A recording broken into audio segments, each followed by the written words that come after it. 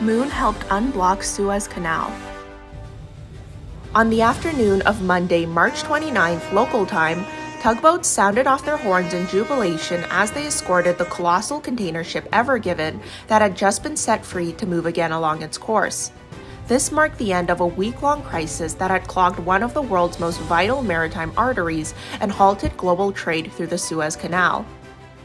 Peter Berdowski, CEO of the Dutch salvage firm Boskalis, hired to extract the Evergreen, said in a statement, "We pulled it off. I am excited to announce that our team of experts, working in close collaboration with the Suez Canal Authority, successfully refloated the Evergreen, thereby making free passage through the Suez Canal possible again. Well done.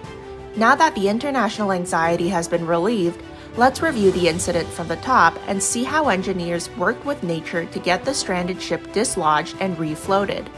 The massive Evergreen is a Japanese-owned ship operated by Taiwan-based Evergreen Group that carries cargo between Asia and Europe. At around 7:30 a.m. on March 23rd, during a seasonal sandstorm known as a khamsin, it veered off course and hit the eastern side of the Suez Canal, burying its nose 16 feet into the rocky soil. Built in 2018, the ship is nearly as long as the Empire State Building is high.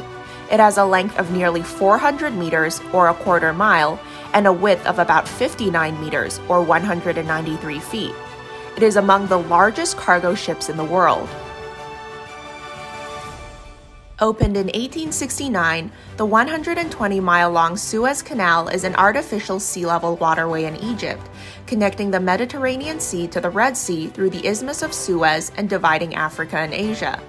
It is a significant maritime shortcut that reduces the journey from Asia to Europe by about 6,000 kilometers, or a few weeks' time, by skipping a detour around the Cape of Good Hope in Africa. As such, it is one of the busiest shipping channels for oil, natural gas, grain, and other trade in the world. In 2015, the government of Egypt completed a major expansion of the canal, allowing it to accommodate the world's largest vessels. According to official figures, some 19,000 vessels passed through the canal last year, which amounts to about 15% of world shipping traffic. The Suez Canal is operated and maintained by the state-owned Suez Canal Authority, SCA, and is a key source of foreign currency revenues for Egypt. The Evergreen ran aground and got wedged about 3.7 miles north of the canal's southern entrance near the city of Suez. Images showed the ship diagonally jammed the single-lane stretch of the canal, with its bow touching the eastern wall and its stern lodged against the western wall, an extraordinary incident that experts said they had never heard of happening before in the canal's 150-year history.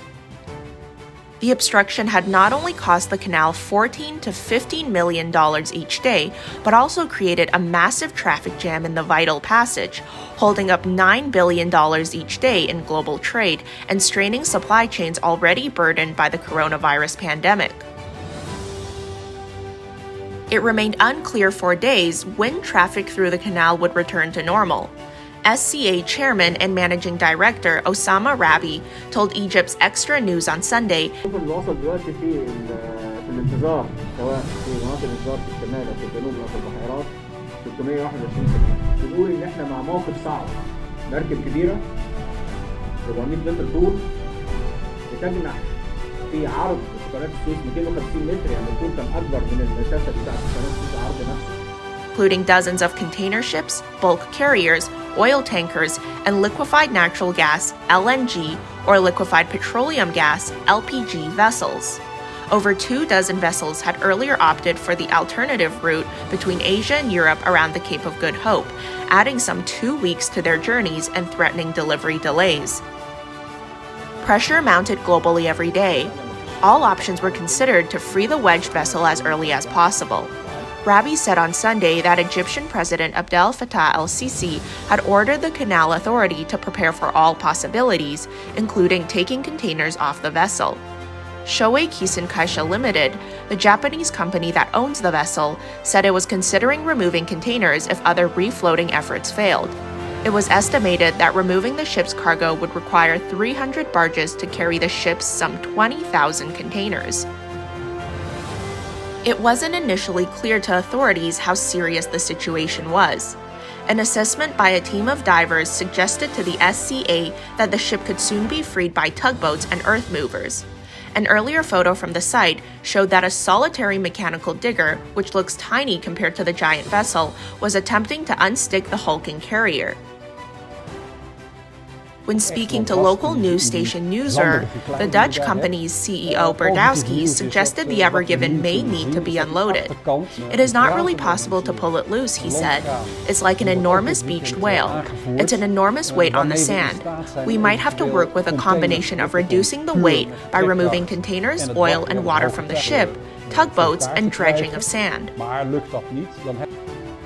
When the initial effort failed, the SCA's RABI deployed dredgers to dig out sand from around the vessel and help tugboats move it a little bit further out each day at high tide. The rescue team wanted to solve the issue without unloading the many containers the ship was carrying. When tugboats alone were found to be insufficient to dislodge the stranded vessel, the salvage team pinned their hopes on this week's full moon beginning Sunday, when water levels were set to rise 1.5 feet higher than normal high tides. Higher tides could give the salvage team the lift it needed to refloat the Evergiven, making it easier to pull the vessel out from the side of the canal. Let's have a look at how that works. High and low tides are caused by the moon. The moon's gravitational pull generates the tidal force that causes Earth and its water to bulge out on the side closest to the moon and the side farthest from the moon. These bulges of water are high tides. Every month, there are spring tides that occur twice when the moon, Earth, and sun are all three in direct alignment, with either the moon or Earth in the middle of the trio in the case of a new moon or full moon.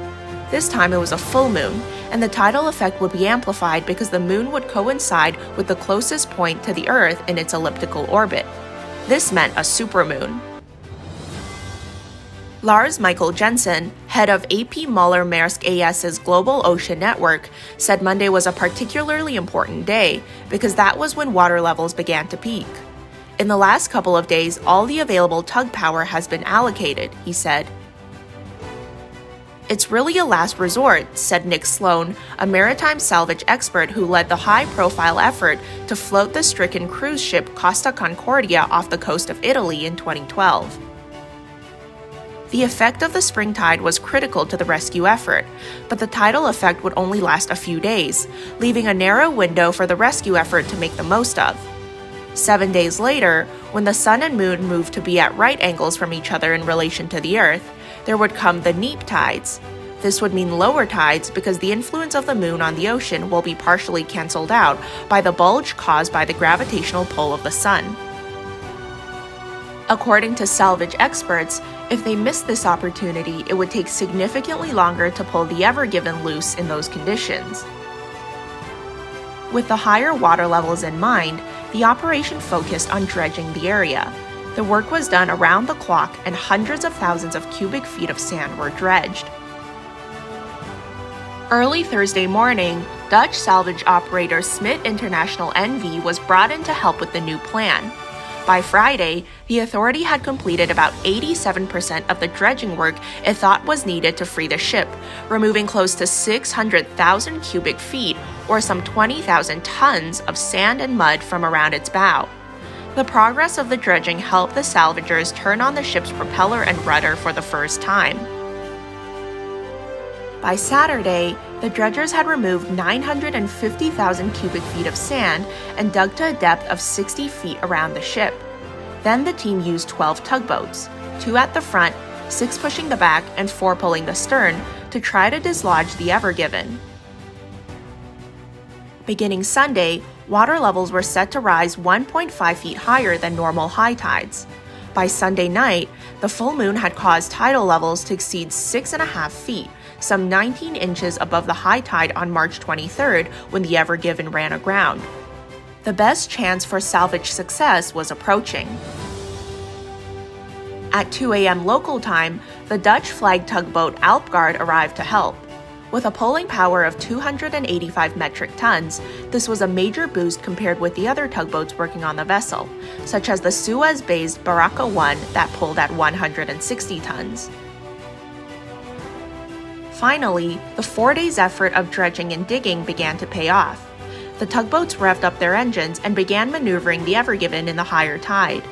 At about 5 a.m., the ship's bow was dislodged from the eastern side of the canal. Its stern shifted 3,500 feet from the western side into the waterway compared to its previous 140 feet when stuck. "We were working 4 days with our tugs," said Captain Wessam Hafez, a veteran chief pilot on the canal. "When this big tug came, immediately the stern of the ship was released from the bank." A pair of tugboats pulled from the right side of the stern while others pushed from the opposite side. Yet other tugboats slowly pulled the front left side of the ship out toward the center of the canal, slowly levering its bow out of the hole it had gouged in the side of the channel. The ship slowly began to break clear when the tide fell, moving out south toward the Red Sea. When water levels rose again toward midday, work began on finishing the job. In the bright afternoon sunshine, the ship gently drifted toward the center of the canal, harnessed by an array of tugboats. After hauling the fully laden 220,000-ton vessel over the canal bank, the salvage team pulled the vessel toward the Great Bitter Lake. This was a wide stretch of water halfway between the north and south end of the canal, where the ship would undergo technical inspection, canal authorities said. By making the most of the tidal force given by the moon, the salvage operation was successfully completed with just tugs and dredgers, avoiding the far more complex and lengthy task of unloading the 20,000 containers from the vessel. Mr. Sloan, the maritime salvage expert, said the few additional inches brought by the spring tides made a critical difference, adding thousands of tons of buoyancy to float the Evergreen. "On a big ship like that, the impact is quite a lot," he said.